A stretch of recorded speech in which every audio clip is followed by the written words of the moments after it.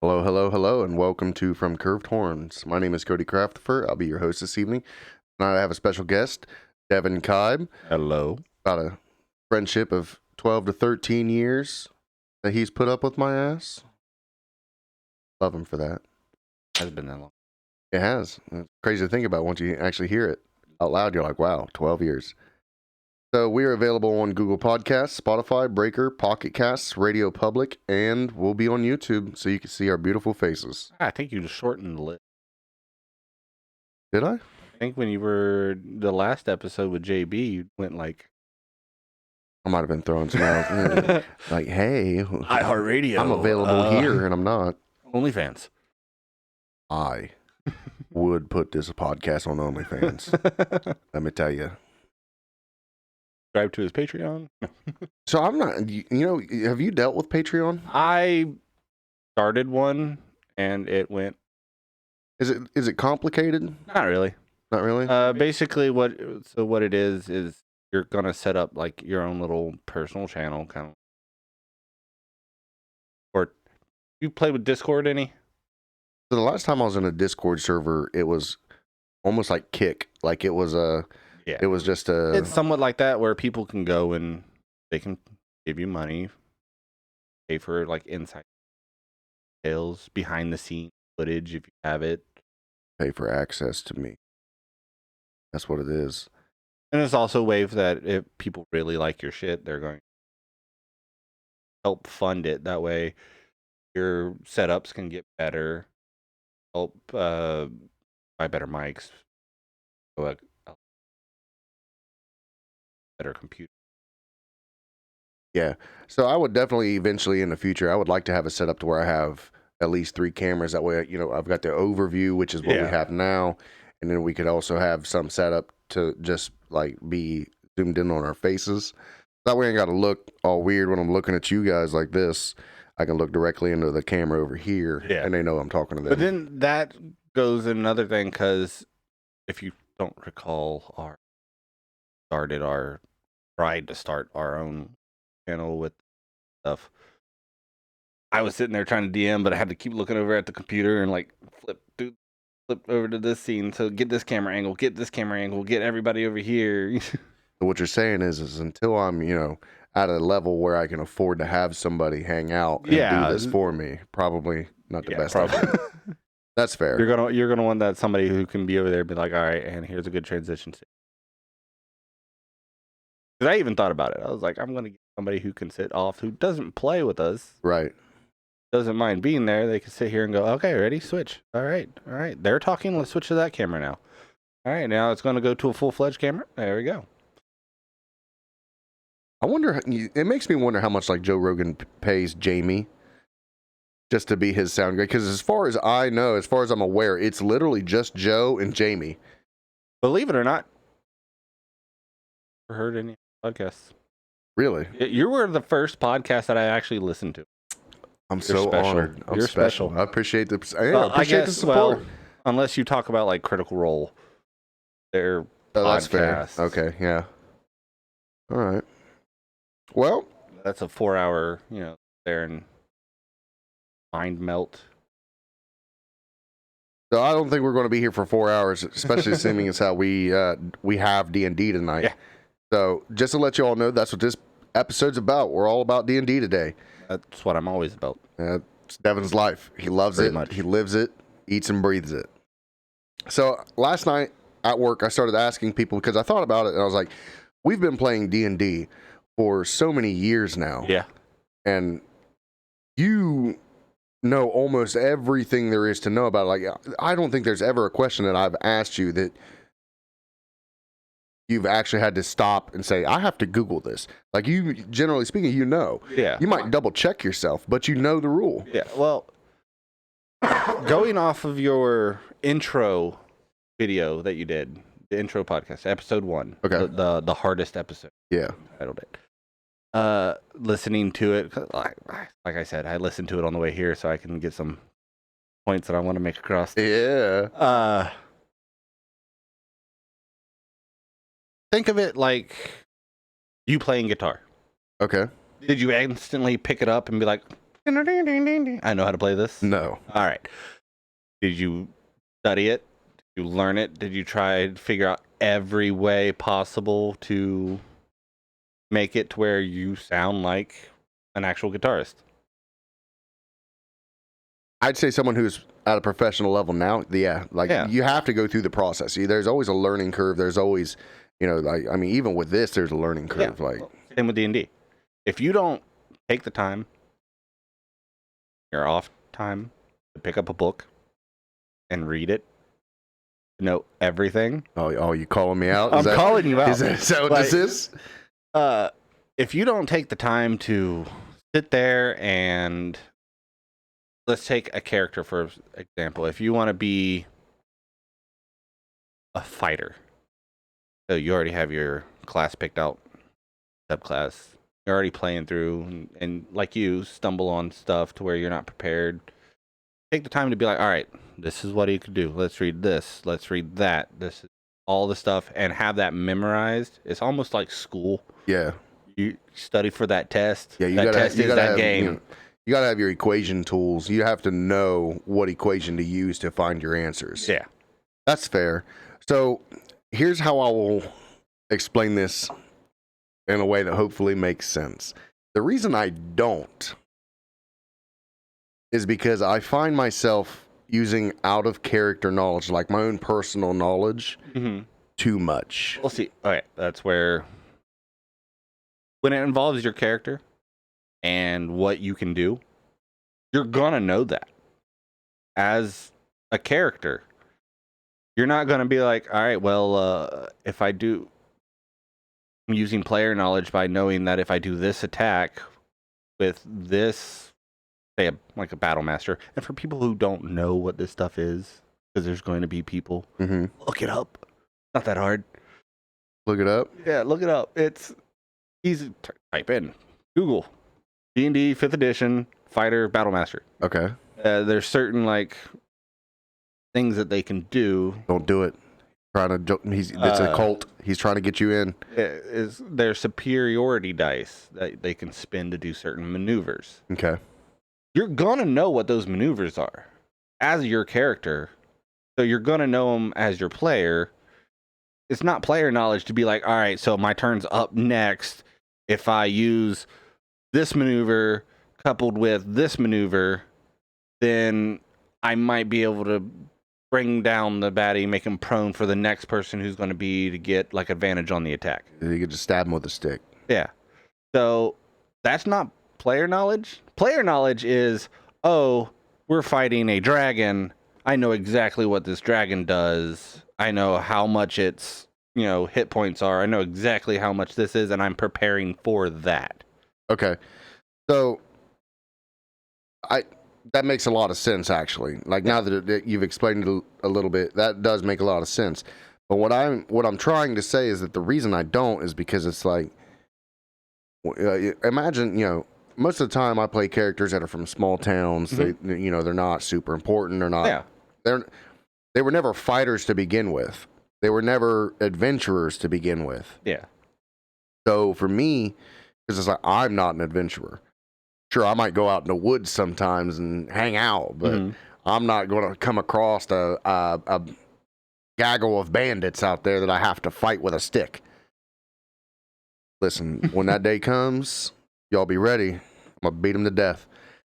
But the reason I do that is because it's an exploration, and I don't know what I'm capable of. Oh yeah, as a character most of the time. That's why you don't go ahead of the level that you are.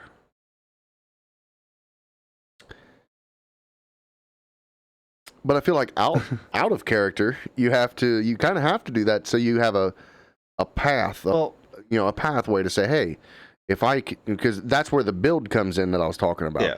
You stack your character so fucking well. You want to know how I do it? By knowing. No, I don't. My characters start off as a backstory. Okay.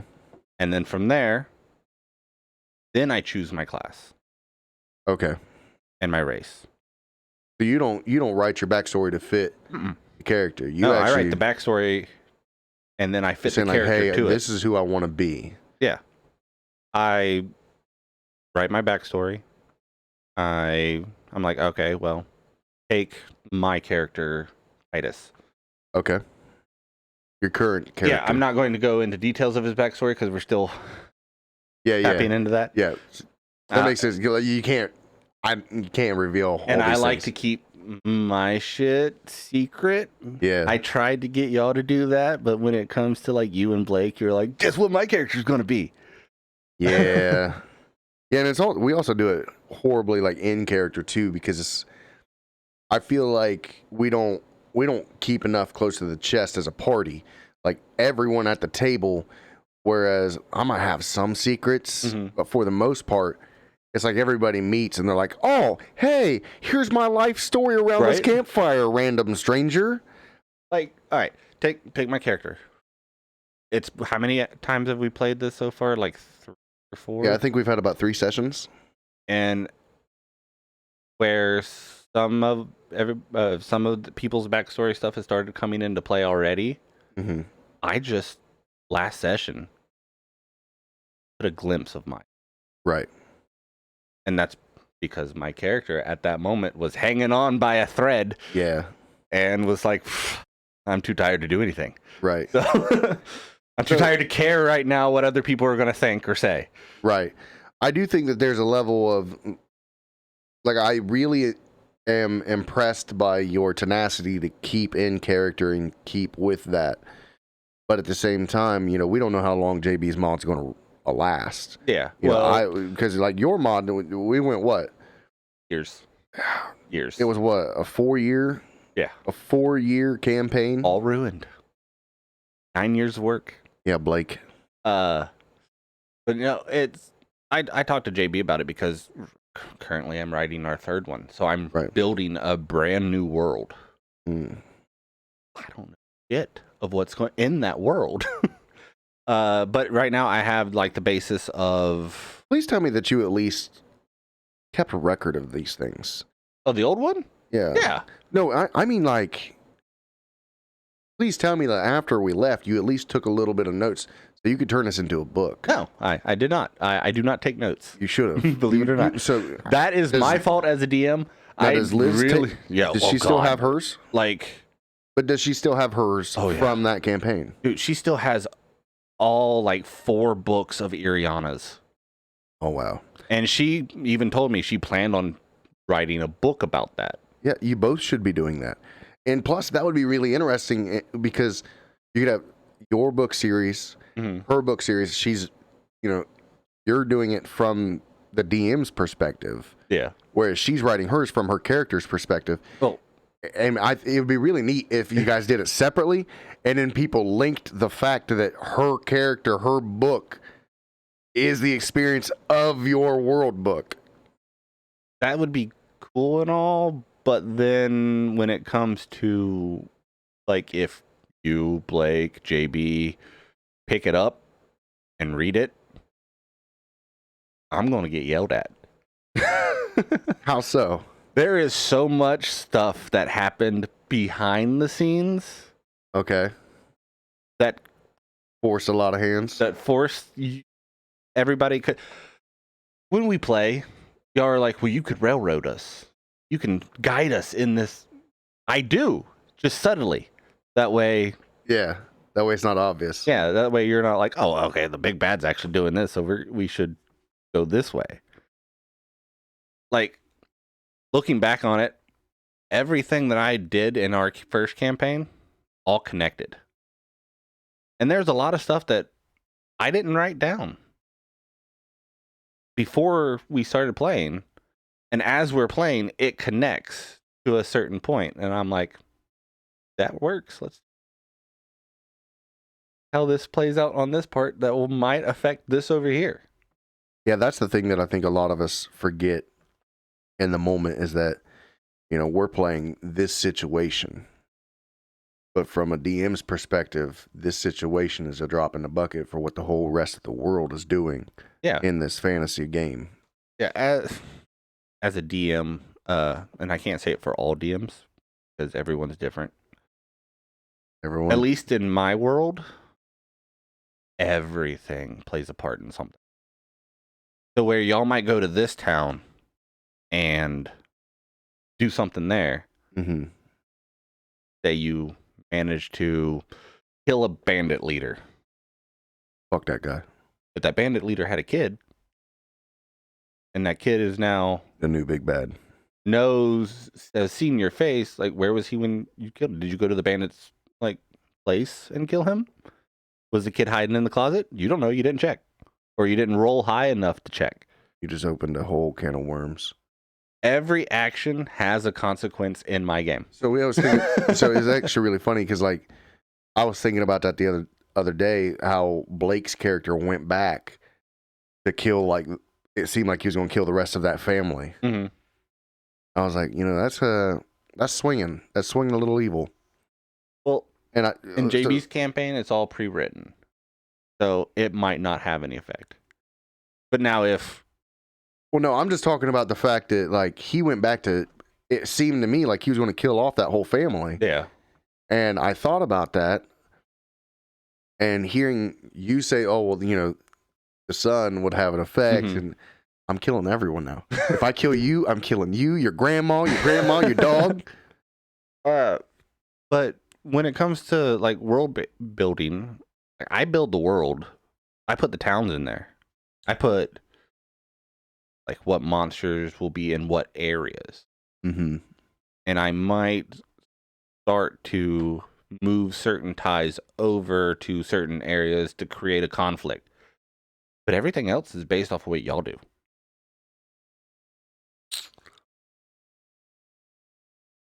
So if y'all happen to go, like, okay, a brief glimpse into campaign 3. Spoiler alert. I'm starting it off to where certain things are starting to happen. So they're already in motion when we enter. Yes, you're already in motion when you enter. Now, if those events start to take place and nobody picks up on what these events are, and then you're like, all right, let's go somewhere else. Those events are still happening. Right. So, for example, just so to put it in perspective for those listening, so let's say we all meet at a tavern in the first in the first session, and what's happening? D&D setup. That's the way it is. That's it. So we all meet up at the tavern. The first session, we're discussing why we're here, why we need to band together. There's this evil force the next town over. A big bad dragon took over. Yeah. And while we're in this tavern, a fire starts on the other end of town. Mm-hmm. So if we don't pick up on what the tavern goers are saying or the people running through the street when we walk out and we just head out to the new town, the tavern won't be there when we come back. Possibly. The whole town might not be. The blaze might continue off. And... That's a good example then. Okay. Let's put it like, say... Random thought. Somebody is plotting to murder, like, the higher up of a town. So, like, the mayor or something. In today's day and age, that's pretty common. Well, and y'all, all the signs are there out in the open. Like, all right, we hitched a ride with this person, and they were talking about how much they hate this guy and how something needs to be dealt by it. And then there was another guy that we caught on that said, well, soon something will be done. And then you go there. I hope the rest of the people that play D&D with us are paying attention to this podcast, because I'm going to know who listened to this and who didn't, because we need to really start paying attention. But also, having said that, I also want to just take the time and be like, hey, you guys have yelled at me and Liz for extending interactions way too much. Yeah. So okay. Do I need to pay attention to these interactions? A lot of the interactions do, yes. There is a lot of stuff that happens when you talk to an NPC, a non-player character, for those who don't know. So we're going to use the terms PC, player character, NPC, non-player character. Right. BBEG, big bad evil guy, whatever. There's certain times where y'all talk to NPCs. Those NPCs might know something and have some information that you will need to know. Now, other times, there could be some random person walking down the street and you're like, hey, how do I get here? And they could just be rambling off. They're pointless. This is why I like when Liz takes notes, because she'll come back and be like, fuck. All right. So, but the only thing she does with her note taking is she bases it off of her character. Right. So if it has nothing to do with her character, she's not taking notes. I disagree with that. I've watched her because, like, I've pointed out, I've been like, make sure you get that, and it's been on my backstory stuff. In my backstory, she will take notes. Well, if her character's there, she's gonna like take notes about. All right, this person was talking to. So you think Ben that's about this? Do you think that's a way for her to keep the out of character and player knowledge? Yeah, separated. But she also doesn't use player knowledge. She's really good about that. Like how you said, you like how I go into character and I try not to break character. Right. I wish you guys would play sometimes. I mean, you can definitely tell when I'm in character, though. Yeah, but because the first thing that does it kicks on is the accent. Yeah, and I'm talking like all the time. And here's some examples. And I'm sorry for those who do play with us. Nate, JB, Blake, Liz, you. I'm about to like upset some people.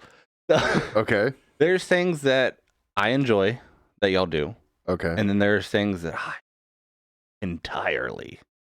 All right. So why don't you tell us what the loathe entirely is? That way we can start working on that. I'm more of a serious person when it comes to playing. If you haven't noticed, like campaign 1, how serious it was. Right. We even trimmed the herd down to where it was no longer let's talk out of character all the time. Let's always want to fight each other for something. Let's bring outside real world stuff into the world. And sorry, Nate, you're really bad at this. Where he'll be like, yeah, I've heard of McDonald's once. He was a farmer. Yeah, stuff like that. I really figured, yeah, we're not like live, like a Twitch live. I figured that was somebody yelling at me at the moment. He's like, oh no, they know. But and I'm more of the serious. So like the jokey characters, like you and Blake. Okay. When it comes to the Jay and Silent Bob, like bards or whatever it was. Why? Like I want it to be a somewhat serious campaign. Granted, I enjoy comedy when it comes to stuff that your characters can do, but I don't want to make a joke of the whole game. Well, like the whole stipulations of a horny bard wants to fuck everything. I hate that with a passion. And every bard that ends up like that, I just want to neuter. Like magically in the game, something happens. You're now a eunuch. No more dick. No more dick. Well, the thing is like, it's not necessarily that we want to have a joke for everything. It's not a thing where we're not taking it seriously. It's just, so if we was to do the Jay and Silent Bob thing, because you brought that example up, it's more so we're not exactly going to be Jay and Silent Bob. Oh, I know. You could never do that. And it's also like when some of the characters, like I'm a horrible DM. I set restrictions. All right, you could be these races or you could be these classes. You can't be any of these. Right. Because in my worlds, if you're a lizard man, lizard men are considered evil things that if somebody sees one in a town, they're going to kill it. Right. Why would you want to be a lizard person in a campaign full of humans that's being looked at like every town you go to, you're getting murdered or attempted? I don't like the... It's gonna put a lot of strain on the party. Yeah, I don't like the beast races that are supposedly inherently evil being played, like orcs, bugbears, lizard folk, goblins, stuff like that. I mean, why don't you just go ahead and take those stipulations off? Like, you have the power to do that in your own world. You can say, hey, you know what? People aren't racist towards goblins anymore. Well, sometimes there's a goblin village that you might go to that's been raiding this other town that is Like, I can make it to where most of them don't like goblins. They could be some friendly goblins. But, like, the ones that are, you look up in the monster manual that says chaotic evil. Yeah. There's no reason they're going to be a good guy. There's no reason. They're chaotic evil. They're going to want to try to destroy everything they can. All they need is a little kindness. That's it. I started playing with the idea of how the Drow, the Dark Elves, are not inherently evil. So you might see in this new campaign some Drow walking around. Okay. Especially after doing research on information. I think that, it's kind of one of those things where it's like you could take the Drow and say the world views them as evil, but they are not. Yeah. Because in reality, that's the reality of all these things. To goblins aren't evil. To orcs aren't evil. Oh, I know. They're just trying to live their lives, and trying to live their life, the best man. way they can do it. It's just fuck that village over there. They've got wheat, and we need it. But it's more of a, I don't know. It stems back to my, what is it? 21 years of playing D&D. Like, if you go to the original, you can always unlearn it. Yeah, if you go to the original, there's like only 5 races that you. Fuck! What were they? The elf, human, minotaur. No, Minotaur wasn't? The original, like Dungeons and Dragons, when it first came out. Yeah, first edition. You could be a human, an elf, and technically it wasn't even considered an elf. It was considered a ranger at that time. A dwarf, and I think that's about fucking it. And then they slowly started adding more and more races to it. Yeah, now you can be, anything mixed. Now, if you go off of certain books and stuff, which is another reason why I feel like I'm a bad DM, is I don't allow certain books, like the Magic the Gathering books for D&D. I don't like those. Right. And they have races in there that have blue people with 4 arms. You could be an elephant person and stuff like that. It's just, some of that stuff is a little outrageous, in my opinion. You could be a 4-armed avatar. Kinda. And you're keeping me from this? And, like, JB had a character concept about a Warforge. Like, at the current setting of our campaign, there's no such thing as Warforges. Gotcha. So how are you going to bring a Warforge into it? He could have been the first. How was you created? That would be one elaborate backstory of how you got there. And he said something about time travel, and I'm like, yeah, the time travel thing, that's added a new element. Like, that's added not just one, but like multiple elements. Yeah, like in this third campaign, I made it to where Warforgers is a playable race. Right. But there's a reason for that. And you won't find that out until we start playing it. Gotcha. Which could be 9 months from now, could be a year from now. Yeah. Depends on how long this one with JB takes. Yeah. Or until he's like, I'm tired of being a DM. Devin, it's back to you. Right. I actually think JB wants to see it through.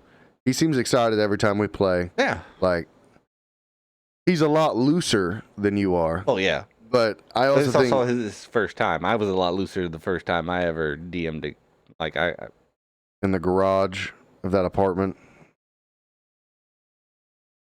But, yeah, it's... With my one set of dice. My half-elf ranger. We all had one set of dice. I'm having flashbacks. But it's... And his DM style is completely different than mine. You're going to find different DM styles everywhere. And then if and when you ever do sit down and watch like Critical Role or something, you'll notice that his DM style is a lot different. And I try to do something like that because that's the kind of style I like. I like being able to tell a story. Right. And then have y'all a part of that story, shaping it. Okay. Instead of some like book module like JB's running, or like some of the other 4 that I have, like, this is your guidelines, this is where you're going, and this is everything that happens. There is no in between. You feel like those are like super railroaded? Yeah, extremely railroaded. Now you can take those and bend them a little bit depending on what it is. I cannot sit through and like do a book module because I hate putting it there and then being like, all right, this is where you're going. And then you as players be like, that's not where we're going. Let's go this way, and be like, fine, chapter 8. Right. You're fucking my day up. You're fucking my plan up. Like most of my stuff, I prepare for a bit and then I improv. I want to say 80% of it. I feel like you've really just poured your heart and soul into this. So what does it mean to you? It's a chance to have fun with friends. I play computer games with friends, but that is a different type of game than D&D. I enjoy being able to sit around a table, share a story with everybody, and see what y'all create. Like, it's not about every night I get done and I can care less if y'all are like, that was a great game. I can't believe we went through this. This world is awesome. But if your characters do something and you're excited that your characters do, that's what me and Liz at the end of the day are like, that was pretty. Okay. That's what I liked. There's a lot of stuff that y'all have done in the past games that we've played that I'm like completely dumbfounded and heartfelt and like I will remember this always. And then there's a lot of times that I'm like, I really just want to fucking kill it. Tired of drop a meteor. Got this meteor blast just and got him on deck. Yeah, Blake calls me out every now and then. It's like, oh, he's going too soft on us. We should have TPK'd. I have once or twice stopped it from happening. But then there are times where stuff happens that does stop it. And then those are the moments I don't get called out for stopping a TPK. Those are the moments that I stop the TPK. The moments that something happens within the game that stop the TPK from happening, those are the moments I'm like, I'm killing everybody right now. Fuck this. Shit. Yeah. Yeah, the dice never stops. do what you want them to do. No. So, I mean, for me, it's always been, I've always thought of D&D as an escape, a chance to be someone else. Yeah. And unfortunately, that also means that a lot of my desires end up being manifested in these characters, which you all have called me out for all the time. Be like, there's a lot of stuff. Well, there's a few things, but yeah, you're not the only one. Noticed your buddy Blake.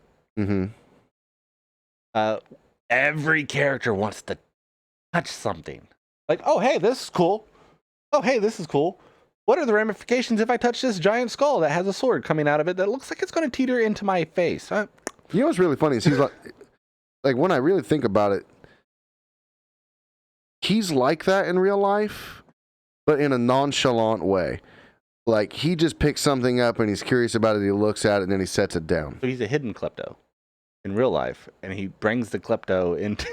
Oh no, he didn't steal anything. He puts it back down, but he'll look at it.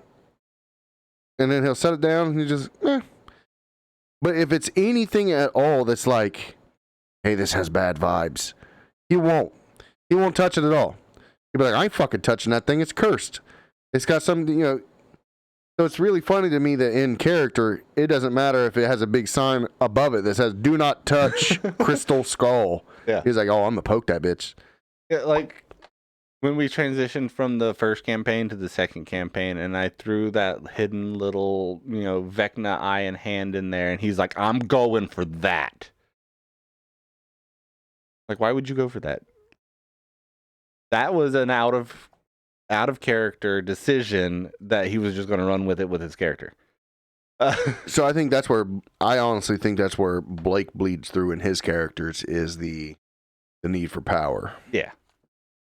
And I really hope that in the third one I don't have power. I want to see how well that plays out. Just want to see him do something differently. I want to see something different. I want to see something different from everybody. I don't want the typical spellcasters. Like, oh, I've went studied, so now I know this. Here's all my spells.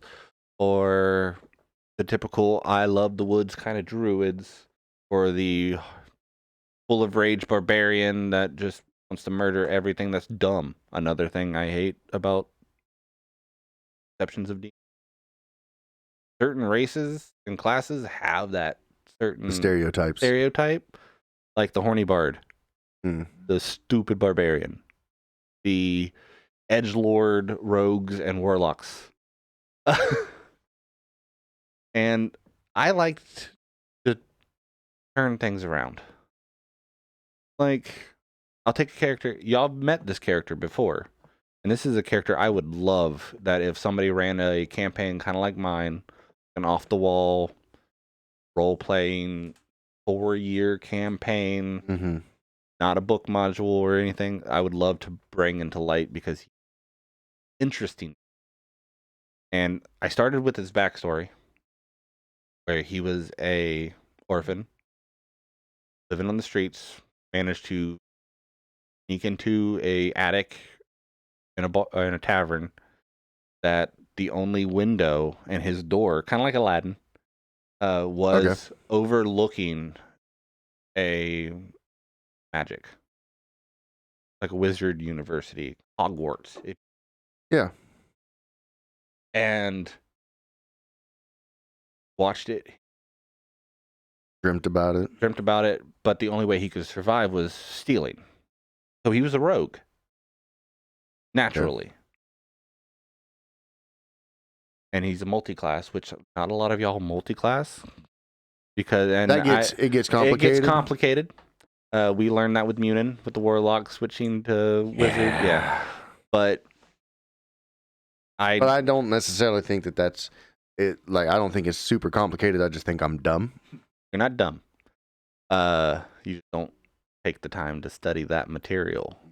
That's fair. That's very fair. Like if it was something like the podcast, like guitar playing, woodworking, you would know it because you try to learn it. You're giving me too much credit. I just plug things in and like, oh look, it started to work.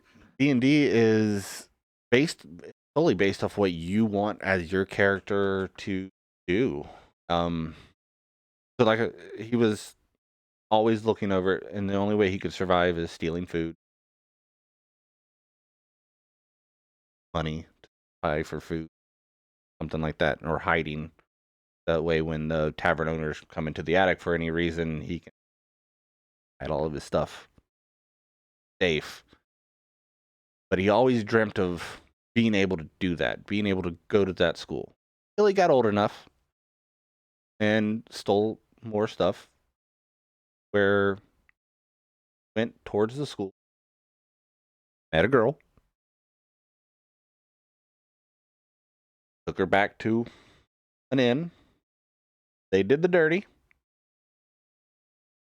That's right, folks. You can do the dirty in D&D. And like it was just she brought her books, she brought her like wand and stuff.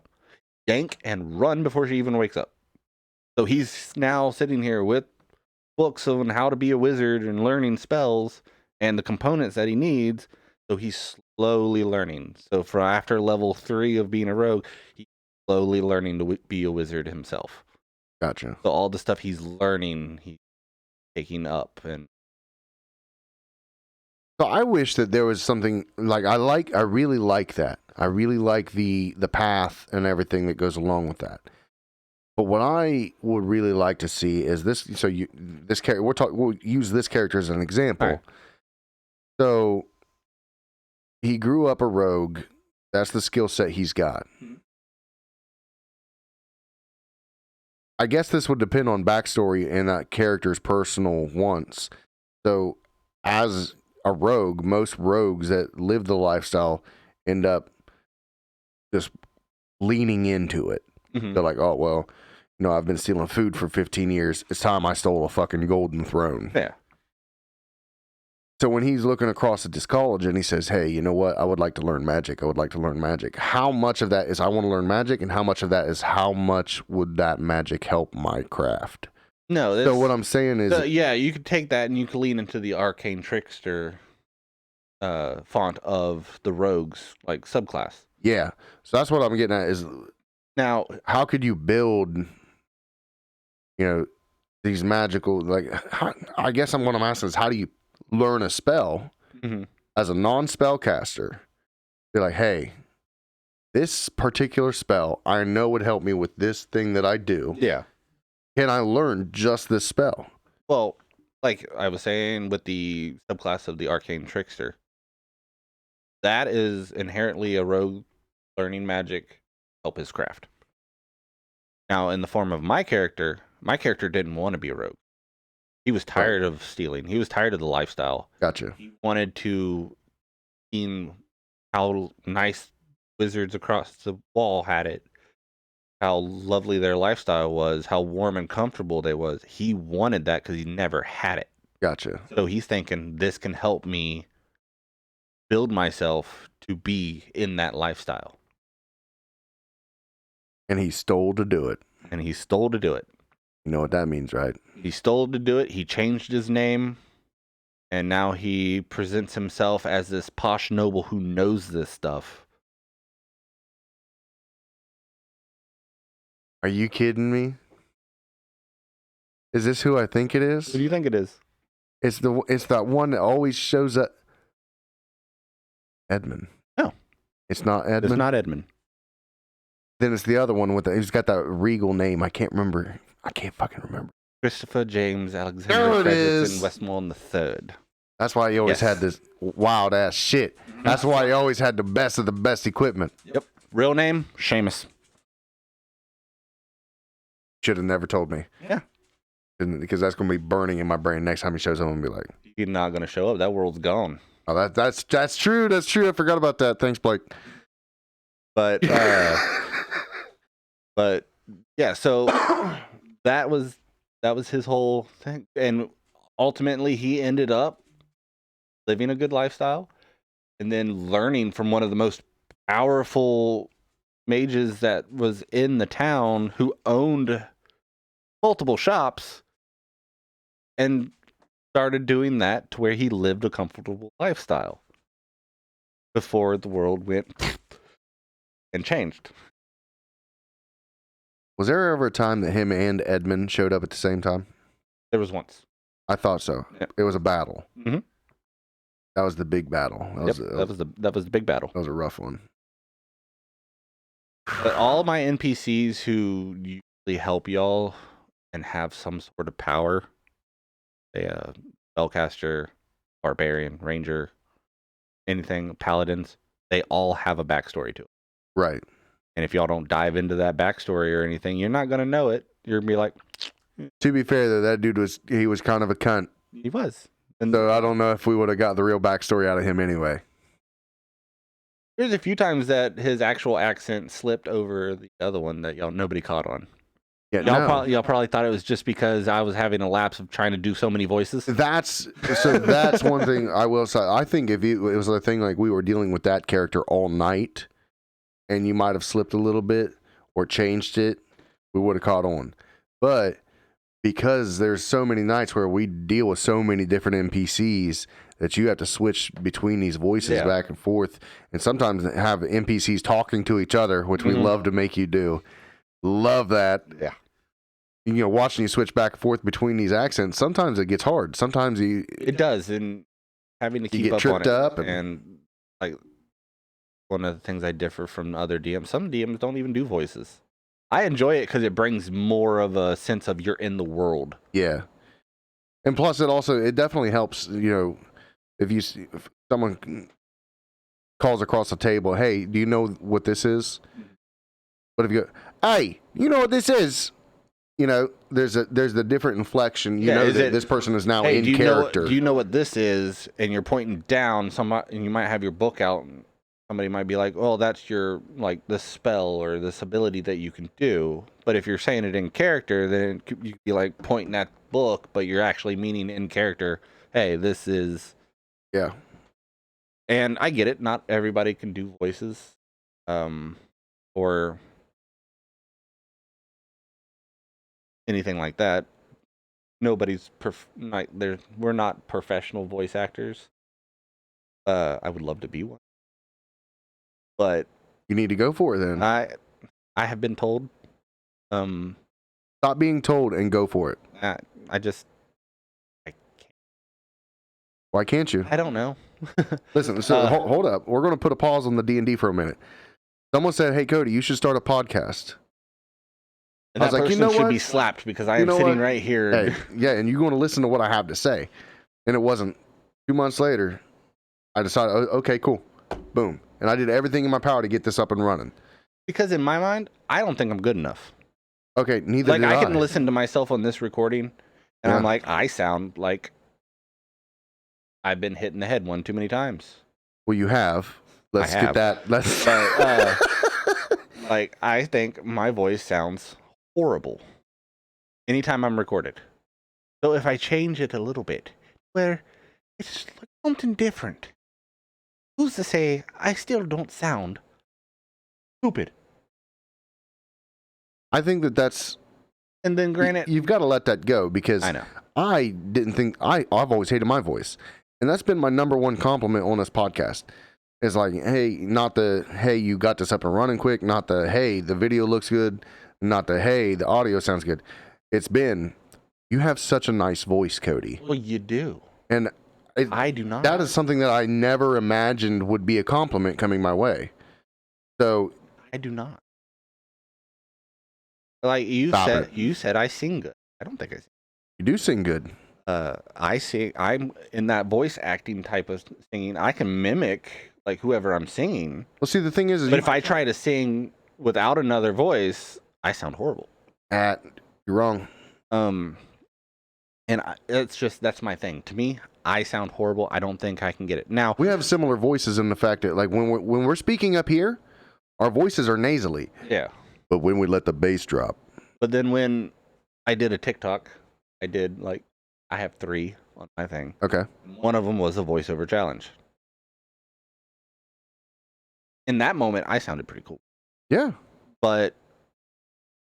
And I've had people tell me, hey, sounds great. I literally was working one day and had a couple come in, a mom and a kid come in. The kid instantly was like, I've seen you before. I'm like, oh shit. Like, where? He goes, I seen your TikTok of the voiceover challenge, and I showed my dad. Like, okay. He goes, my dad's a voice actor. He said, you're really good. You should do it. I'm like, I thank you for the compliment. So that's you putting that's you putting a restraint on yourself. I know. I do that a lot with everything. Like, there's somebody in the profession that is a voice actor saying, hey, this guy's really good. Like, hey, I'm glad that you showed this to me, son. This guy's good. He should try out. Yeah. You've been told. Well, I've not only been told by, dad's told me I was good.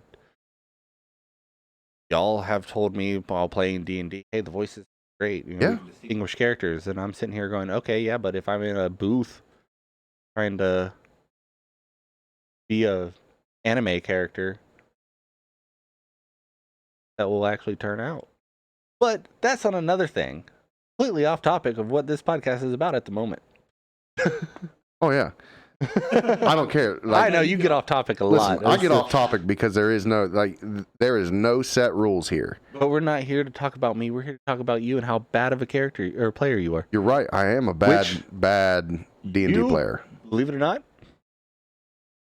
blow your mind. You're not. You are actually one of the best players I've had sit at the table. I just don't have... Because if you think about it, you don't know your stuff. You don't know the rules. You don't know your spells right off the rip. Not what the game's about. Right. What is the game itself? What kind of game is it? Story. It's a role-playing game. Yeah. You role-play. I fucking love to role play. That's my shit. That's my jam. favorite part of it. like if I can just sit back most of the sessions and y'all are all role playing and trying to pull some part of your story into it, that's if you've ever noticed me sitting there, I have a smile on my face. I'm enjoying every minute of it. Oh yeah. If we're in combat, I'm sitting here going, all right. Like Yeah. you probably have noticed that I've started off like describing what's happening during these scenes. Yeah, you always put And as then- much flair into the action or thing that you're describing as possible. But then if the battles start taking so long, I start to slow down on that, and I'm like, all right, and now you rolled a hit, good, you hit, all right, and now it's your turn. What are you doing? Okay, because that's the part of the game that not really appeals to me. I can care less about battles, Right. because in the end of it, if you look back on first campaign, you look back on second campaign, what are the most memorable parts? Do you remember killing Vecna at the very end, or who got the final blow? Or do you remember what your character did with certain characters, with certain NPCs more? So I will say it's not necessarily the aspect of the battles. Like I remember this person did this or that person did that. Yeah. But I do remember the despair of my character not being able to help another character in battle. For some reason, those moments really stand out to me. Yeah. Because That it's also like, could be like a you thing. Like how that's might probably me. That might be your mind being like, I'm not good enough to be able to help at this point. What can I do? Flipping through pages. No. I mean, like the drama of the fact, like for example, when I fell on one side of the staircase, the whole rest of the party fell on the other side of the staircase. There was no way I could get to them. None. Yeah. Even if I could have helped in that moment, this giant staircase is blocking us. Mm-hmm. So in that moment, my character was actually like, what can I do? Like, the panic set in, and granted, I think real life Cody probably would have done the same. Like, oh shit, there's nothing I can do. But in those moments, and there was always those moments. That was just one example. Yeah. Those moments really stood out to me because it made time stand still in a way. Because now you're just watching this horror unfold. Yeah, and your character would actually be watching this unfold. Right. Like, all right, think back to campaign 1, final battle with the big bad guy, Vecna. Mm-hmm. Cliche, yes, I know. There's been multiple done Vecna as a big bad guy, but my favorite dragons. How did that fight go? Who was all there? Who got the final kill? There's been so many. Okay. I honestly don't. What happened between Barnaby and Ariana? Oh man! So Barnaby and Ariana, they had this real special bond and shit. Like they always came together. And the thing is like Barnaby was like a mentor in a way. Okay. It was really cute, and I'll never forget. All child. Like I can't do the voice. Yeah. But Blake nails that voice. I remember those sweet moments that you're talking about. It's just I don't necessarily always remember specifics. What was the final moment between Ariana and Barnaby? Oh, when he faded away? Yeah. You remember that? Hmm. Remember the battle? Nobody cares about the battle. No. And there's so many of the rules that go into the battles and what you need to learn then and there. It's very mechanical. It's very clunky. Yeah, compared to... Which was actually a question, so... The best moments of, like, the role play aspect of it. Right. You remember the conversation between Barnaby and Ariana, and he's like, oh, child, and it's going to be okay, and makes her stab him. Mm-hmm. But you don't remember who stabbed Vecna and killed him at the very end, because who cares? It's the role play moments that I enjoy more than the battle. Yeah. That's fair. And that's what makes you a great player, is because you go into those role play moments. Wait a minute. Barnaby's alive again. Barnaby is alive again. Hey! One positive note. And that's what makes you a great player, is because you go into those role play moments. You help make things memorable for that game as you're role playing, and not, oh, well, I'm taking too long to figure out what spell I want to do at this battle. Well, that's the other thing is like I tried to explain over a while back is that, we've got people running around because it goes around the table. It goes in order of, initiative and all that. If I'm third in initiative, that's 2 people before me that are going to change my action on both of those turns. Or I'm not going to select my let's say I'm going to hit somebody with a fireball. Mm-hmm. This is the spell that I've chosen. I'm going to fireball this person. Okay. So the person who went first, submerged them in water. They're now underwater. Still gonna get hit by that fireball though.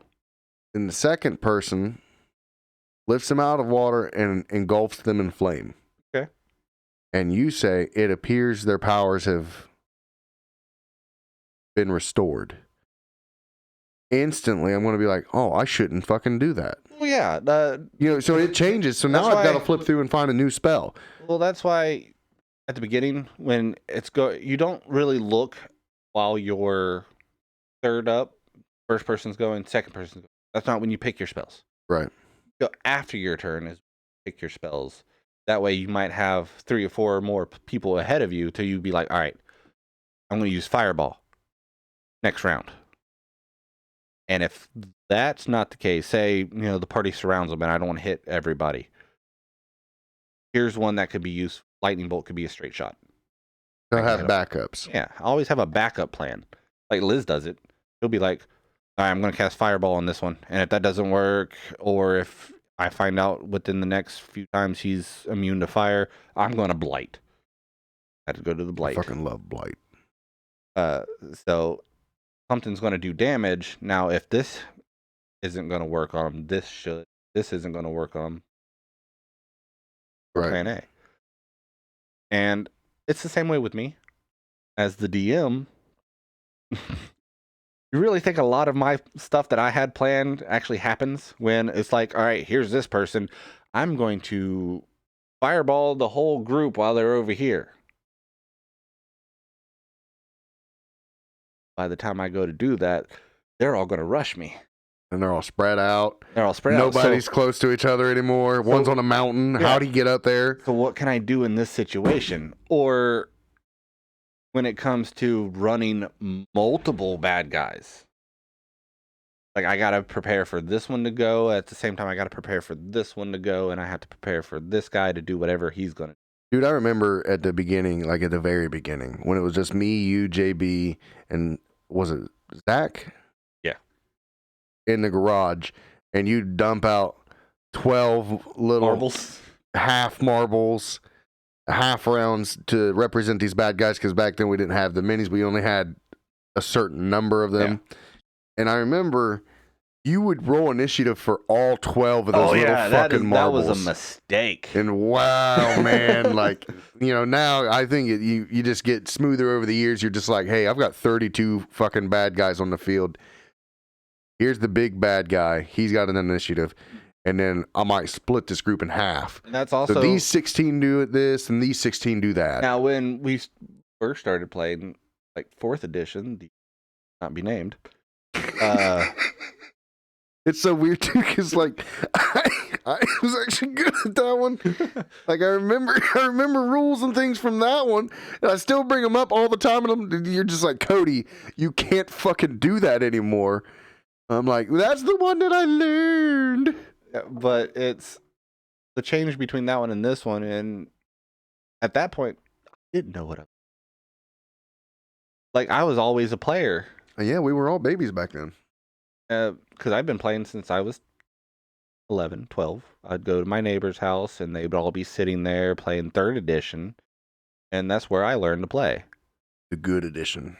And so I grew up playing, not really knowing what I'm doing, because, again, that's probably another thing how I am now as a DM is that was more story than it was combat. So we got to do more, talk to each other's characters, learn about each other's characters, and there was less fighting until something happened where we... Now, going into 4th edition, first time DMing, and I'm sitting here going, what the... Right. I had a book. I had a player's handbook. That's it. Right. I didn't have a DM's book. So I didn't have the rules. I didn't know what can A happen. whole lot of Googling. So I went with it and just made stuff up as I go. I didn't know that you can roll one initiative for 32 people. I thought you had to roll for everybody. I was going off of like player stuff. You have to roll your initiative for this character. All right, I got 32 characters. I'm rolling initiative. You want to talk about waiting? Everybody talks about how long I take on my turn because like, Jesus, Cody, just get it together. Like, you weren't there when I had to sit through 32 individual bad guys and what they were doing. And honestly, that long? If you don't recall, we had a player that would take 10 minutes to try to figure out what they were doing, then roll the dice, have to add 2 + 2 on a calculator, and then after that, figure out if that was the end. So it was almost a 15 to 20 minute turn just for one person, while the rest of us are sitting here. Most of the time, you were like going. Yeah, that was back before. That was back before I got my diagnosis. Yeah, that was back before we all started playing right, and eventually we were like, "Hey, you're taking too long. Speed up. Hey, all right, go. Don't come back." Yeah. And there's certain It's players. really unfortunate too when you have to tell somebody, you gotta. It is, but then there's also a sense of relief. Yeah, I definitely think that a lot of we gotta have those boundaries. D&D is supposed to be fun. It's supposed to be a good time. We're supposed to want to come back in 2 weeks. If you have that one person that's at the table who's making it not fun for everybody else, yeah, either you're gonna tell that person they're not coming back. Right. You definitely. And I started getting to the point where I wasn't having fun because I was tired of arguments between players and, hey, I'm going to attack your player for no reason. Why? It's what my character would do. No, it's not. I hate that excuse. Don't know. It's not what your character would do because that's something you would do. You're just doing it because. So I do think that there is a little bit of legitimacy in that. And when I say that, so for example, look at how many times Liz has checked people in the group. Yeah. She's like, if you do that, I'm going to consider it an evil act. Yeah. And I have to fuck you up after that. Mm-hmm. Now, that is something her character would do. Right. But if you're saying, I'm going to hit you just because you're taking too long picking this lock, so I'm going to cut your hand off, and then I'm going to break open this door if you don't take, the next seconds to do it. Right. Because that's what my character would do. A lawfully good aligned paladin. That's what my character... No, it's not. Your character would not. Your character would actually stop. Because you're breaking and entering. That's against the law. Very true. Very true. But... And if someone lives there, it's no longer breaking and entering. Now it's aggravated burglary. And then if you fight that person, that's murder. As long as it's not... What is it? What is it called when you plan it beforehand? What is that called?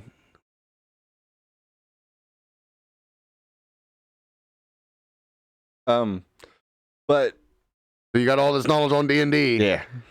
Oh, I have used premeditated. That's it. Yeah. Thank you. But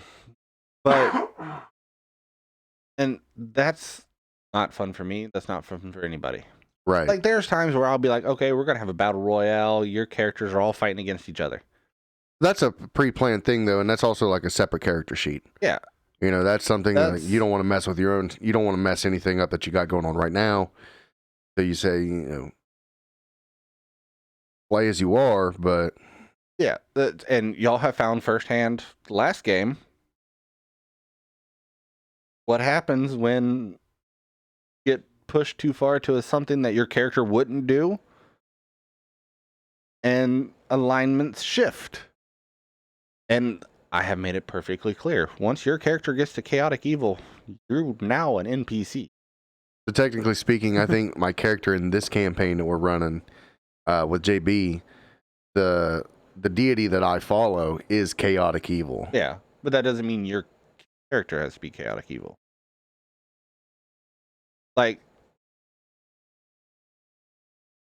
Satanism. People believe Satan's chaotic evil, right? Okay. Evil person. If you follow Satanism, are you evil? People believe witchcraft is evil. Does that make you evil? That's just the view of somebody at that moment. But that doesn't mean that you are inherently an evil person who's going to go around and murder people because you believe in something that is. Right. Kind of like when you've got a really good voice. Shut the fuck up. That's right. I'll bring it back. So I did have some questions. So when I was gearing up for this episode, I thought about it and I was like, me and you are both experienced with this. You have a lot more knowledge than I do. Yeah. So that's because on my free time, what I sit down and do. Right. Like I have shelves full of books. Like and minis. To prepare for writing a campaign, I do research. Right. Like there's stuff that y'all don't know that I know because I have, all right, well, this god is the god of this. I got to figure out how this fits in. All right, what does this person do? Why do people follow this person? So I thought about that and I was like, coming into this episode, me and you both have a really strong base knowledge of this, and you have a lot of expertise. So I was like, what do people who don't play D&D want to know? That's why you ask people. Yeah, so I asked some people at work, and there are some questions that they have. Okay. One of the first questions was, am I going to know how to play D&D after this episode? No. I was like, no. I was like, I'm going to answer that right now, no. And so most of these questions I was actually able to answer, but I went ahead and wrote them down and wanted to ask you, that way people could see an answer. So they want to know, can they drink while they play? Yes. Drink while you play. There's been multiple times where I think, not you, but Blake has brought beer over. Mm-hmm. And a few other people have brought drinks over. I have drank. This is drink during it. Now, if you get to the point where you're belligerent, then no. Because it's happened. A lot. We're not going to touch on that too much. But it gets irritating to a certain point for the people who don't drink. Like, I barely drink. Like, I might have I feel like if you've got a good buzz going, it's not that big of a deal. If I might drink, like, one beer every 4. If I had a bottle of honey mead, though, I would, like, seriously. Yeah, I also think that you should check in with your DM beforehand. So, for example, if there's a night where it's going to be, hey, you're going to be in a fight all night, I'm not going to drink that night. I'm going to need to know. Right. But if they're like, hey, remember you were on your way to the big ball, and you're all having a great time with the king. Yeah, fucking drink. This night's going to be at a tavern. Let's make this authentic. Yes, that's what I'm saying. But you can drink as long as you don't drink to the point where you're belligerent. Else. Okay. They also wanted to know how long a game lasts. Now, I told them it really depends on the group that you're with, and like I told them when we ran a 5-year campaign, and it blew their minds. I'm like, what? Like, yeah. So, what do you feel is a good starting point area for sessions? An hour to 2 hours. An hour to 2 hours. Because, of course, if you're new, it's going to take you time to learn everything. If your DM is new, it's going to take them time to learn it. Like I said, back to those module books. Mm-hmm. Now, do you think that it should be every week or every 2 weeks or once a month? How do you... We'll see that. Because the thing is like 1 to 2 hours, that's a short period of time for us now. Yeah, that varies depending on your group, depending on your schedules, actually. Yeah, we have such a hard time getting everybody scheduled to the same time, and then you have these people flake out and be like, oh, well, I'm going out of state that day. Mm-hmm. I'll be in Tennessee. You're right. Stuff like that. And the rest of us are like, well, we wanted to. In a perfect world, in a perfect setting, like for us, I would love to play every week a 4-hour session. Mm-hmm. Because you can get stuff done within the 4-hour session. Or you don't. Yeah, just to make this clear, we spent 8 hours shopping one time. There was one session, it was like an all-day thing, and we spent the entire time selling our goods, buying new goods, preparing our spells, getting things wrapped up. Like, it was like going to the mall, grocery shopping, and clothing shopping all in one day. If you've ever had one of those days, that's what it was like. Now, it was needed. We definitely needed that. Mm-hmm. But fuck, man. But that's the time where the role play comes in. You make that more enjoyable by Role playing it. Now, oh, you're gonna haggle me over 2 gold. Get out of my shop. 1 to 2 hours enough on a quick little session. That's the way I would prefer. That's the one probably do more than once a week. Your schedule is still more than once a week. Yeah, like if that's blasphemy. You think people can just play D&D whenever? Oh no, I'm just saying if your schedule's aligned to where you can play Tuesdays and Thursdays. Okay. Play Tuesdays and Thursdays for an hour to 2 hours. You can get more done because that week that you played, that's now a 4-hour session. Where we play bi-weekly, and our sessions are 4, 5, maybe longer, depending on how things go. Yeah. There's been plenty of times where we've ran into the 6-7 hour mark. Me and you, we played what, 12 hours once? Yeah. That was a wild. We started at 7 o'clock at night, and then at 7 o'clock in the morning when the sun was coming up, we're like, finally killed that guy. Yeah, but those are also the days of 32 individual half rounds on the map. No, that was getting into 5th edition. That was with Jeremy at Jesse's garage. Oh yeah, you're right. Yeah, with her cousins, and we've had multiple 12-hour sessions though. Yeah, we've had quite a few. Don't have to play that. I would say, think of it like a video game. How long are you going to play a video game for? I mean, you really should. You got to check yourself on that because people be playing video games 6 hours plus all the time. Yeah. And if you have a good enough group where you want to play 6 hours plus, play 6 hours plus. That's very true. Like as long as it's stimulating the whole time. Yeah, as long as it's something that's enjoyable the whole time. Moments, but now, if you're just dragging ass the whole time. Yeah, it's time to wrap up. Go home, guys. We're over here trying to get this done while the horny bard's in the brothel trying to get his shit done. You're picking on this horny bard too much, but I feel like you got something to say. But I feel like you got something to say. You're not saying it. No, it's just then, it's not fun for these people while this person's doing something. So why are we going to spend 6 hours going over this person in this brothel while we're trying to get shit done? Because sometimes you just need to fuck, okay? Even if that is in your fantasy game. That's why I take it to that point of, all right, you're doing this. Yep. We're going to go over here. Right. So I was also asked, do you build your own character? Like, do you make yourself up? And do you give yourself, does it have to be a crazy name or can you just use James? Give me just a second. Yeah, go ahead. And we are back. Sorry about that. My dog likes to freak out sometimes. He takes too long to go outside. He had to use the bathroom. Body. So we were talking about whether or not you can design your own character, and does it have to be a wild name? Yeah. So, yes, definitely design your own character. We have done it how many times? Yeah. Me personally, I have maybe over 1,000. Excuse me, what did you just say to me?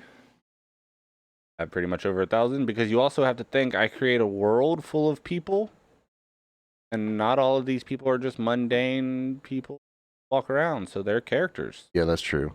And like you said, every NPC has his own backstory. Yeah. Now, creating characters, you don't have to.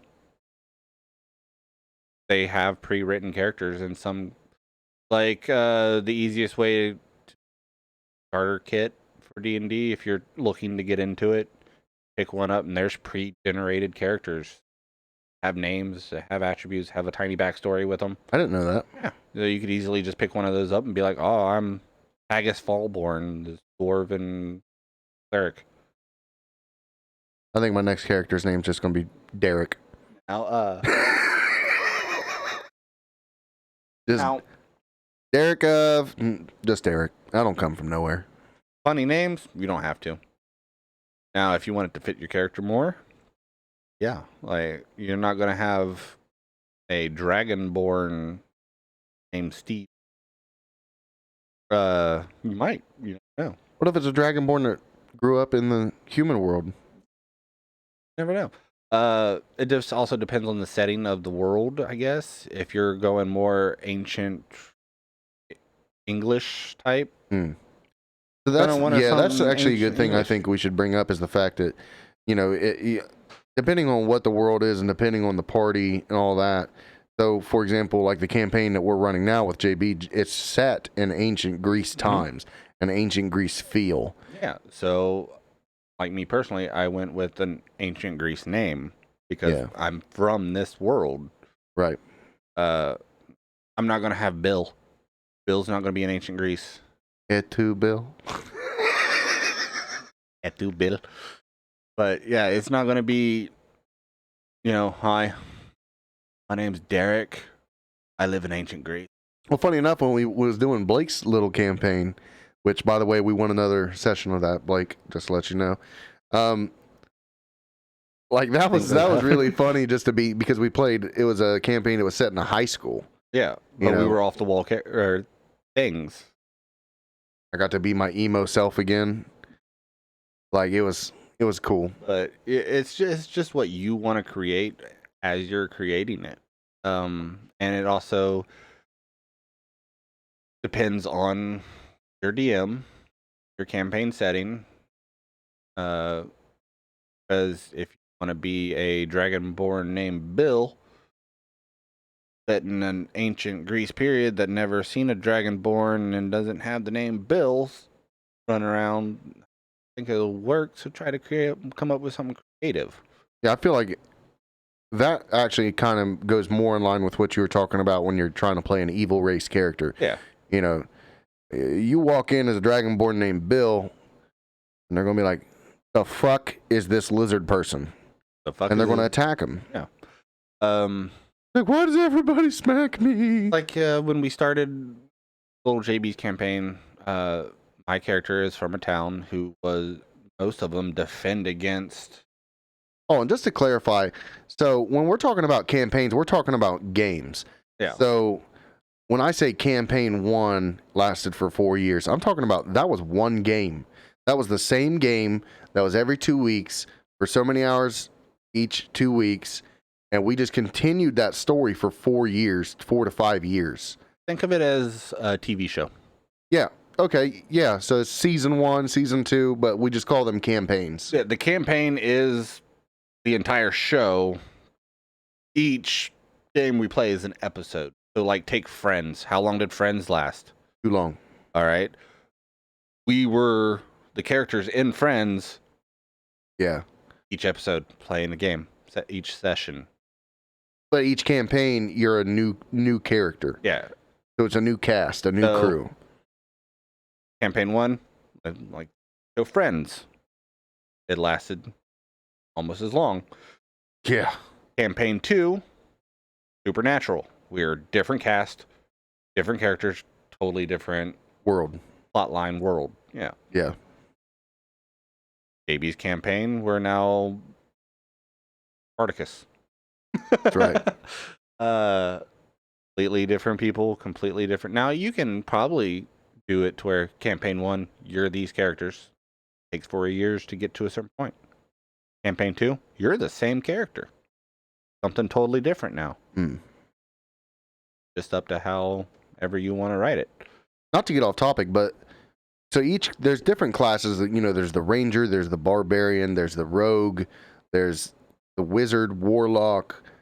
There's all these different classes, which is, when you break it down, a class is basically your job. Like, it's just what you are. Yeah. Have they added a witch class yet? No. Or have they just kind of assumed that's more like a warlock? That's more like a warlock, I guess. Okay. Now, there are homebrew classes, and for the people who don't know what homebrew is stuff that people make up at home, and they put on the internet for anybody else to try. Now, some of those can be a little overpowered. Yeah, You could be at level 1, casting level 9 spells. Yeah, most of the ones that I've seen that get attention are super OP. Yeah. And then there are some that are balanced. They're just like, oh, well, I'm this race, so I was naturally born with this ability to cast a level 9 fireball. Yeah. And then there are some that are balanced. And then it also helps to where, like, if you come up to me with, like, Barnaby was a shaman.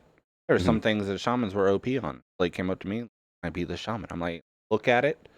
Let me see if it's balanced. And if it's not, we could change something about it. Yeah, we can tweak. Yeah, like Iriana.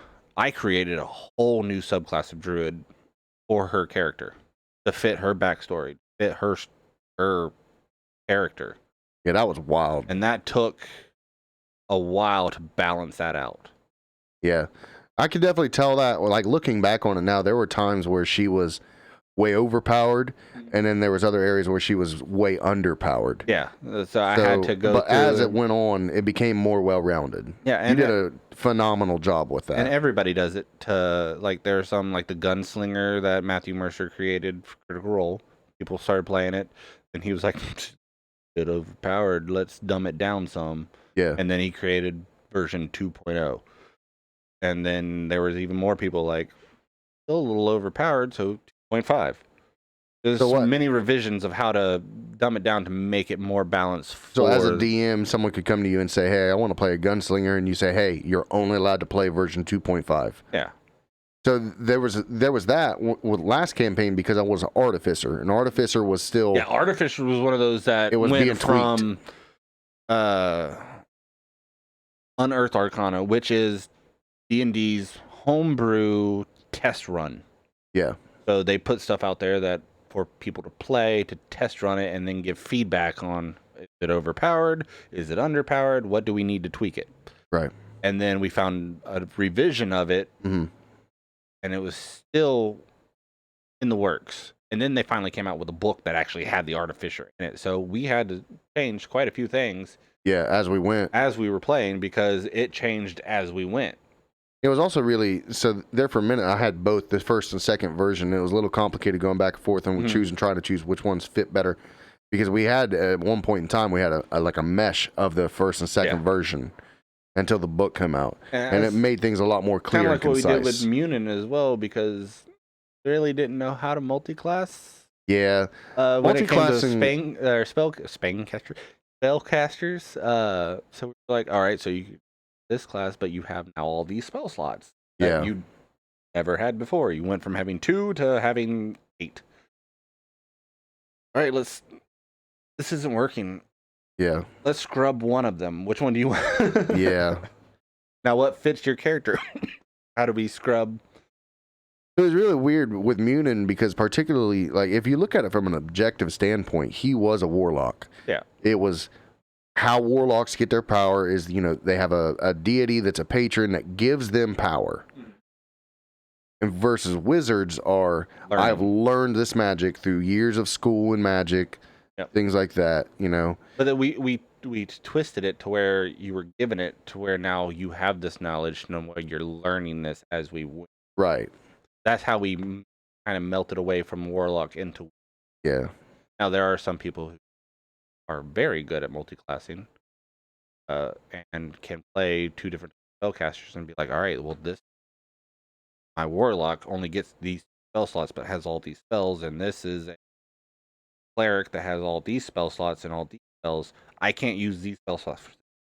It gets into stuff. Yeah. That is one of those. You're going to have to sit down. You're going to have to read. You're going to have to read through everything. It all. Yeah. So... in summation of all of this wealth of knowledge and all of our ramblings here, what advice would you give to somebody who's interested in playing D&D? Pick up a book. Pick up a book. Read it. Maybe a starter kit. If you have the friends to play, find people who can play. Yeah. I know we have one game shop here in this town that they run campaigns every now and then. Is that total gaming experience. The total gaming. Yeah. Okay. Might fit in. You might not. I don't know how well they are with new players. Yeah, don't be afraid to open up and say, hey, I'd really like to play. I'm new. Let's give this a shot. And don't be afraid to also be new together. Learn and grow together. There's the D&D community as a whole, very understanding. Very supportive. Very supportive. There are some who are not. Yeah. I find that most of those, though, are either 100% brand new players who think they know everything, or they're the super old heads that were from first and second edition. Yeah, that won't even bother to learn the newer. Yeah, and they're still playing the old school stuff. Yeah, which that was designed to kill you, not tell a story. It was. There was no surviving a first edition or advanced D&D game. Really? Yeah, you did not make it to level 20. You barely made it to level 5. Those are one of those. That's fucking brutal. Yeah. And of course, the name Dungeons and Dragons. Had a question about what is. It's a role-playing game. There is some math involved. If you're not good at it, but be quick. Yeah. Don't be like 5 + 4. Also, don't be afraid to write down things as much as you can write down that it's going to help you do it. So, for example, I always have trouble finding my, so what modifiers go with what spells and things like that. And when I'm talking are your about best friends. Yeah, highlighters are great. When I'm talking about a modifier, I'm talking about, say, oh, well, this action, which in your turns, like during combat, in your turns, you have an action phase, which is where you do what you're going to do, whether it be cast a spell or punch someone or hit someone with a spear, whatever that is. You have a big action. You have your movement phase, which is however much your character can move. So if you can move 30 feet in 6 seconds, you can move 30 feet in 6 seconds. If you can jump 10 feet, jump a 10-foot gap, that's going to take all your movement, but you might be able to jump that 10-foot gap. And then you have your bonus action, which is a small portion, which is, hey, I'm going to quickly drown this potion. Mm-hmm. I'm going to quickly smack someone with a healing thing, lay on hands, whatever it may be. Oh, shit, I lost where I was. There are certain... And again, that goes back to reading the chapters. Your action, this bonus action, movement speed, steps. Right. It's just simple rule. Now, again, I don't know. You don't need to know the rules. You just the basics with Player's Handbook. Mm-hmm. As a DM, it's my job to know everything. Yeah. And that's where the Dungeon Master Guide comes into play, which is a lot thicker. So not only do I need to know the Player's Handbook, I need to know the Dungeon Master Guide, and I need to know Monster Manual, like what all these monsters can do, which I forget quite often when to use certain abilities of creatures. That's where it was. So that's where the highlighter comes in. So yeah, that's where the highlighting comes in. Because, so for example, if let's say I'm trying to smack somebody on my action phase, I'm trying to smack them. So that's how dexterous I am. Okay. So I have a dexterity because they go by points. They say, oh, your 10 is an average person's dexterous ability. So if I've got a 13, so I'm just slightly above average on my dexterity. So I would add my modifier from my dexterity to my roll. So the way it works is I roll a 16. Say I've got a dexterity of 12 is what? +1? So yeah, so I rolled a 13. I get my +1, so now my roll is 14. And that'll go against somebody's armor class, or what they call AC, which is literally just how tough they are, or, But their armor they're wearing, things like that. So that's the way that highlighters and writing down information beside little parts of information really help out. The character sheet. Yeah, the character sheet's actually it's built in a way that you can look real quick and be like, oh, this is what this is. The original character sheet that comes with like the Player's Handbook, kind of all over the place. Is it? So the ones that we have are ones that you've done. The ones that I have, I found on a website that just make things easier. Somebody created them, and he put down like strength. This is what the skills for that is. Dexterity. This is what skills for that are in these little columns, not like there's alphabetical order. So your acrobatics goes off your dexterity, but your dexterity mod's here, and your acrobatics is up here. Because I remember one character sheet you had. It had both. It had both. Like your strength score plus all the attributes that go with that, and then beside it had a whole list of all the attributes. I remember that one. That one was a little wild. But then this person like took the character sheet and just made it simpler, and it's I personally that one the most, where he puts it up on this website for free. Anybody who wants it, I have paid this man quite a bit of money. Yeah, because I support that's my favorite character sheet. I'm gonna fuck you for putting all your hard work into this. That's something else that I would say about the D&D community is people are so as expensive as some things are, like the miniatures for D&D can get quite expensive. The maps, the little you want a mountain, you want trees for your map, you got those get expensive. But when it comes to the actual information for D&D, it's widespread. People have no problem sharing it. Mm-hmm. It's an all-inclusive community. Find a Facebook group very simply. Like, hey, I have a question. How do I do this? And you will have like hundreds of comments. Yeah, on how you should. People love sharing their knowledge about that. You will have trolls. Yeah, there's trolls, but then everything. Like I said, the community is very inclusive. There are people though that are not. Yeah, well, those are the people you're like, I'm not taking advice from you. Yeah. You've always got those assholes. It's actually really funny. So I'm a moderator for one of my friends on TikTok, and she has a lot of people that are in her lives all the time. Mm-hmm. And she always gets that same question: where are you from? What city do you live in? It's Tell me your feet. Nobody, yeah, that too. Nobody's going to tell you on live where they live because everyone's trying to be safe. They're trying to keep their life safe. Yeah. So anytime someone asks that, because it gets asked over and over and over in the same live, sometimes one right after the other. Where are you? Where are you from?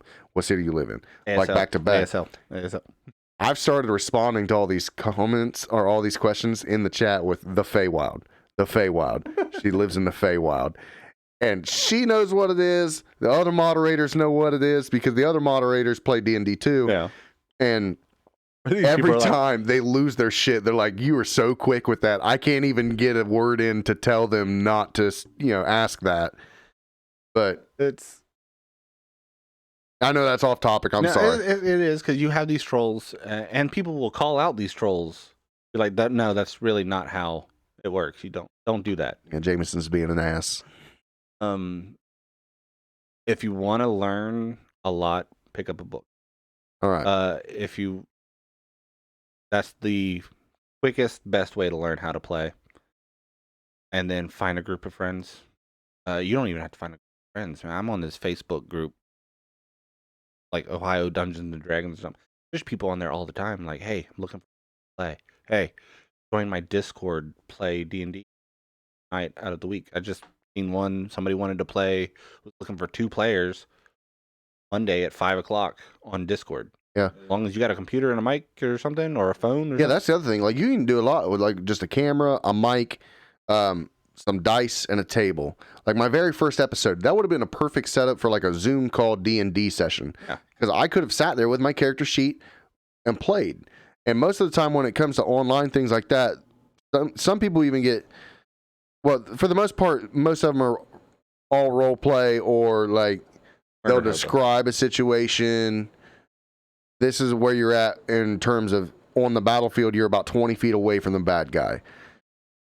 But some of them get so elaborate that I've seen them actually pull up a map on a second camera. There's websites like Roll20 is kind of a Discord for D&D or in their room. You type where you can talk. You have your camera out there, but there's a map that's out there that shows placements and like you would be sitting at an actual table. See, I didn't know that Roll20 did that. That's really cool. When we started campaign 1, when it was me, JB, Jeremy, and Liz, we JB's house and pulled it up on the big TV, and I was pointing. This is before I created maps or anything. I was like, all right, this is where you guys are. This is where these are. I do remember that. You don't have to go full-fledged into it. I take it a little too far. That's something that I do. If I find something that I love, I will dive deep in. He's such a liar. He wants you to be part of the cult. Join us. Well, you don't have to dive nearly as far as I do. That's fair. I mean, I have shelves of books, miniatures, dice. There are maps that I have personally went to Lowe's, bought foam, and created that I have shoved in closets because I can't bear to get rid of them. Yeah. Like, you and Liz have done a phenomenal job at creating maps, like with the trees, the paper mache hills, you don't have to have minis. That with JB's game, we don't have minis. We don't have a map. We go by theater of the mind. Yeah, buddy. There are some people who could do it really well. There are some people who can't. I'm one of those people who can't. Can't? Yeah, I can't. Like, that's why I'm always asking, well, where am I? How far away am I from this person? Can I make it to that? Like, I need to see that physical representation of this is where I'm at. This is how I get there. This is I can make. This is where everybody else is. That's why I create maps, even if it's like early game. Go to Office Max, grab that big gridded post-it note, and draw one by hand. And it doesn't have to be like fancy drawings. It's like straight lines. Here's a circle. Yeah, how many times did we went and got a big piece of paper and then just drew the 1-inch squares by hand with pencil? Yeah, dry erase board. Just I Sharpie that those. on there. So much dry erase, it rubs it off. You're like, go back over it. Yep. But you don't have to dive too deep into it to where you're spending Dwarven Forge money, which Dwarven Forge is a phenomenal company. It's a phenomenal company, and I would love to own it. Like, I would love to have shelves of Dwarven Forge where I can just grab this map and put it together, and there it is. You can see it. It's all 3D. I don't have to spend days, hours, weeks, like, carving trees out of toilet paper rolls because there's a tree. There's a mountain. There's this. I think there's a certain amount of love in that, though. There is, but then there's also that certain amount of, oh my God, so tedious. My hand is cramping. I'm going to pass this over to Liz, and she's going to do the rest of it. I want you to enjoy that moment, Liz, because I don't think that we'll ever get him to admit it again. But you don't have to spend hundreds of thousands of dollars on it. You buy a $5 pair of dice or thing of dice, and you buy a book. Because now, the books aren't super expensive either. They're like what, $40? They're $40, but you used to be able to go online and download the books. Yeah, the website they had got taken down, so you might be able to find one. Yeah, but you go on, print off a character sheet. All you gotta do is type in Google images, 5e character sheet, and they pop up. Yeah. Print one off. There you go. There's your character sheet. Roll your dice. Ask your DM how to come up with your stats because each is different. If you want to be the DM, you don't have to delve as deep as I do and create a world. There's plenty of books that will run you through certain scenarios. Hell, you can copy Lord of the Rings. Yeah. Or a lot of people Harry Potter. A lot of people don't know that Lord of the Rings was a D&D campaign. Like that's where that came from. A lot of, I don't know it. I think Lord of the Rings came first. Really? Yeah, I think Lord of the Rings came first, and then creators of D&D was like, were big fans of it, so they're like, okay, some fantasy game kind of like this. I'm glad you corrected me on that. But there are TV shows now and stuff that have stemmed from D&D games. Take Critical Role. It started off a bunch of people at a table. Bunch of famous voice actors and not sponsored. And we're not telling you to, go out and like bombard them and be like, hey, I heard this on this podcast. I should come check you out. Well, by all means, do that. If you're interested in D&D, check out Critical Role.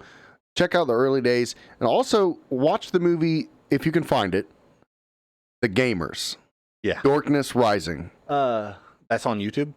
It's very easy to find. Phenomenal. But also, if you want to go check out Critical Role, watch them. If you sit for 4 hours and listen to these people play this game,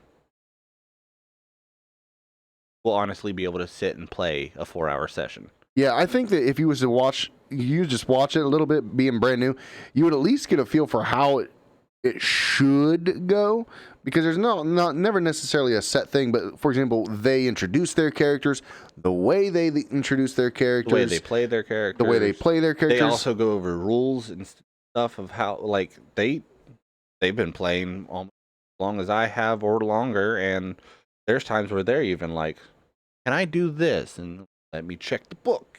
No, you can't. Yes, you can. Stuff like that. But that's also it can be a guide of a sense of how to play. Mm-hmm. That's how I learned Fifth. Started watching. Started playing 5th edition. It sounds cool. Pick up a few books. Learn it. Read it. Yep.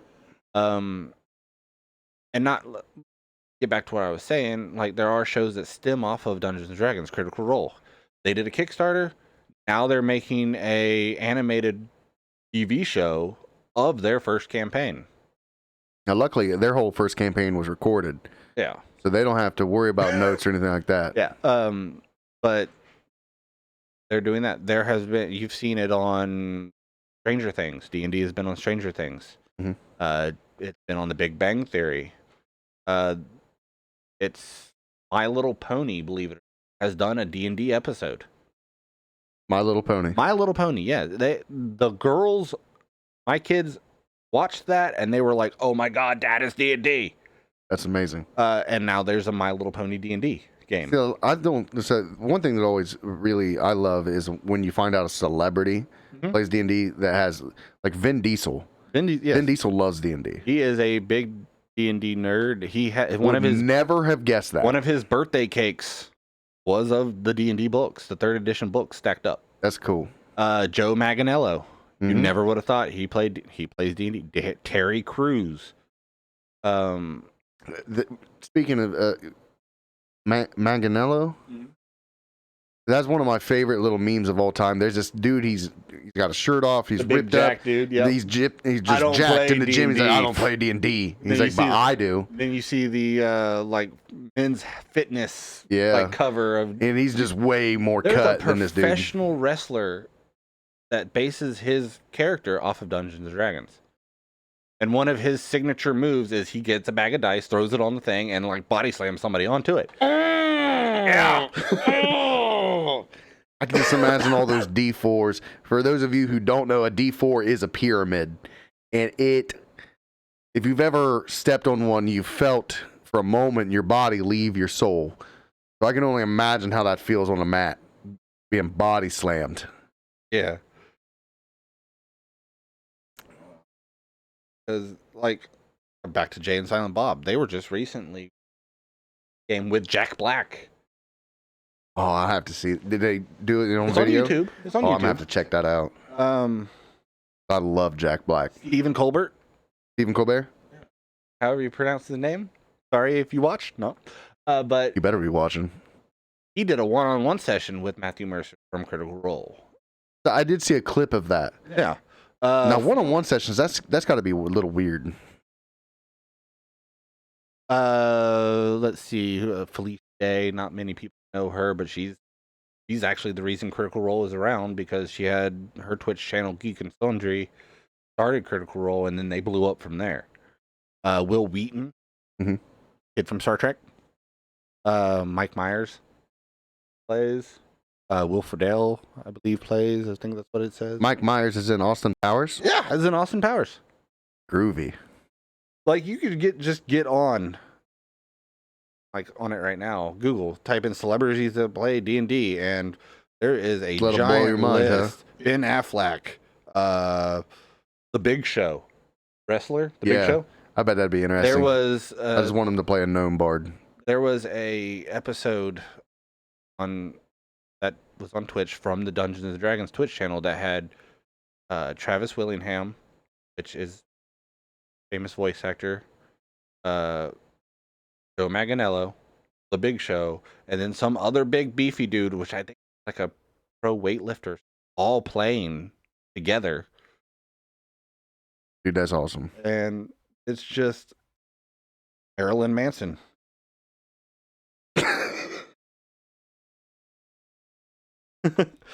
Right? There's just like people that you wouldn't expect. Like there's sports stars that you would like. Just to be fair, I'm not laughing that Marilyn Manson's on the list. It's the way that you said it. But yeah, there's people on here that you wouldn't believe. Like Joe Manganiello, they're stars. They're big beefy dudes. They don't look like D&D nerds. Nope. There's certain sports actors. Or sports actors. Sports actors? Sports athletes. There we go. Sorry, I was looking at actors. But there are athletes that play. Can't off the top of my head. Not into. I feel like Tom Brady plays. I feel like he does. Oh, not Brady. I'm sorry, Peyton Manning. Hold on. Because you can't be in that good in commercials. Mighty Google, please tell me famous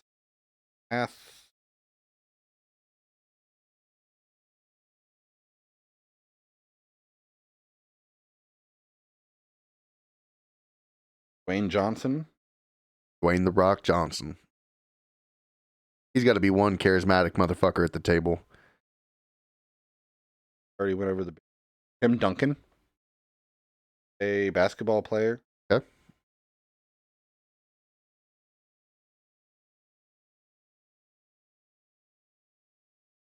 But no, by you can't judge a book by its cover. The movies they do or the sports that they play. Heck, I walk into the gym here in town. I go to Planet Fitness every now and then.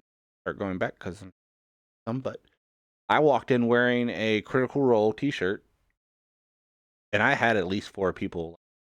Hey, that was actually really like when you say it like that. So I was asking people at work last night while I was on break.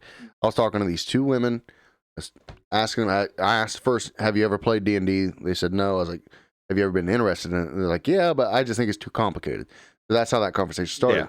While I was having the conversation with them, like 4 to 5 people were like, "Hey, are you talking about 5e?" Yeah. I was like, "Yeah." You would never know. I've seen people picking kids up from school to have D&D like bumper stickers and stuff. That's where it's at. You just never know who plays because, back in the day, you had to keep that back when it was fucking nerd. Back when it was considered like satanic, and then oh yeah, I forgot about that. I forgot about that shit. And then back when being a nerd was not a good thing, and now be proud of your nerdiness. Yeah, it's a big thing. Marvel movie. Those used to be like comic book nerd. Yeah. You watch cartoon nerd.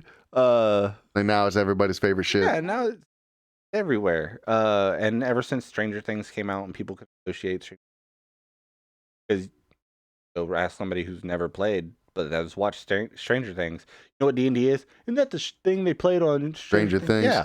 Didn't they have to kill a Hydra? The Gorgon? Yeah, but never know who plays until bring it up. Like, yeah. Sit there in Walmart and scream, "I'm looking for players to play Dungeons and Dragons." You might have like a couple people.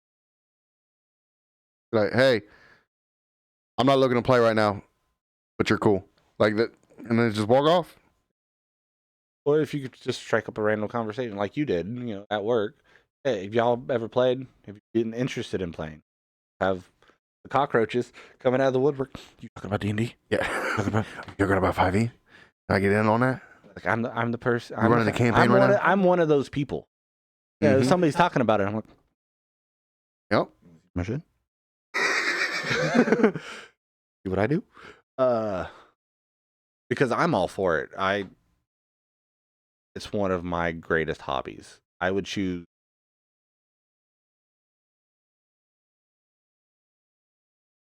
construction. Yeah, I haven't really done much lately. I've been in a bit of a funk. Painting miniatures, I love and hate that because my hands aren't that steady. I found tricks to make my hands more steady, but then it becomes tedious. It's not tedious. I can go wild with it. Yeah. Video games, it gets.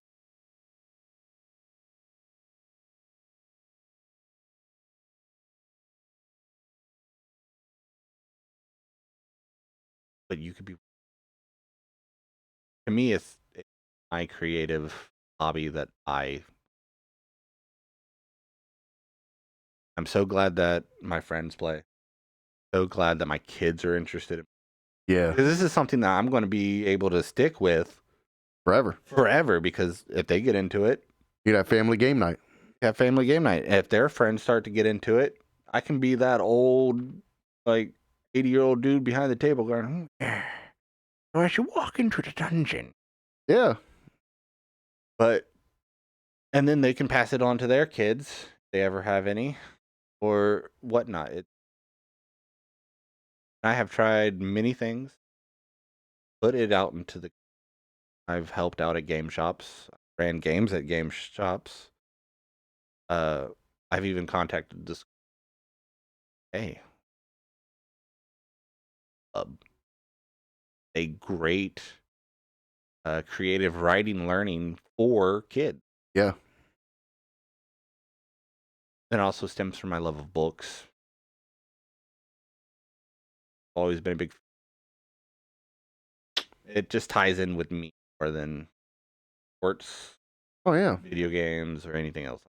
Like those are your people. Yeah.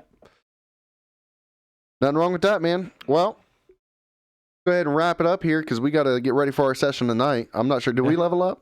I believe we did. You have wrote these notes. Take notes. One of your questions is who takes notes? Everybody can take notes.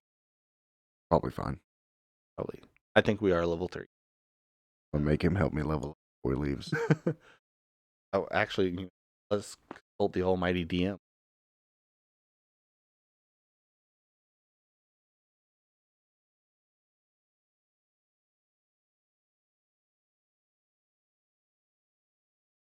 Whenever he comes back, then I guess if you need help, I can help you. I'm just glad that I got my amulet of health before the level up. Right. And he said yes. And good call because now Blake has to fix you. All right. Well, then we got stuff to do. Yeah, so we do. Thank you for tuning in. It's been a lovely time. It has. Play D&D. You know what? Get a hold of somebody. If you want to play, start playing. Fuck, Cody over here has ran a game. Get a hold of him. He'll. I've ran a different kind of dungeon. Anyways. So, well, it's all the same thing. I mean, it really is, but that's a whole another episode worth of stuff.